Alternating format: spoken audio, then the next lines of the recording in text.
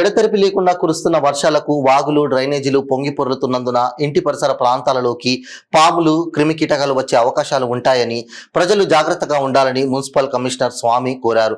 ఇంటి పరిసర ప్రాంతాలలో నీరు నిల్వ ఉండి దోమలు ఈగలు వృద్ధి చెందే అవకాశం ఉన్నందున ప్రతి ఒక్కరూ ఇంటి పరిసరాలలో మురికి నీరు చేరకుండా పరిశుభ్రంగా ఉంచుకోవాలని, సీజనల్ వ్యాధులు రాకుండా జాగ్రత్త వహించాలని పాల్వంచ మున్సిపల్ కమిషనర్ స్వామి సూచించారు. నమస్కారం.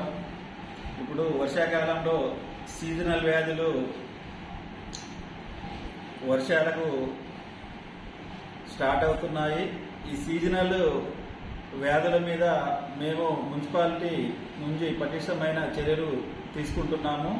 ఏదైతే ఫ్రీక్వెన్సీగా స్ప్రేయింగ్ చేయడము, అంటే దోమలార్వా చంపడానికి స్ప్రేయింగ్ చేయడము, ఫాగింగ్ చేయడము, అలాగే నీళ్లు నిల్వ ఉన్న చోట్లలో ఆయిల్ బాల్లు వేసి ఆ దోమలార్వాను చంపడము, మరియు డ్రైన్స్ క్లీనింగు కానీ శానిటేషన్ కానీ ప్రాపర్గా చేయమని మా శానిటరీ ఇన్స్పెక్టర్ గారికి మరియు ఎన్విరాన్మెంట్ ఇంజనీర్కు జవాన్లందరికీ మీటింగ్ పెట్టుకొని చెప్పడం జరిగింది.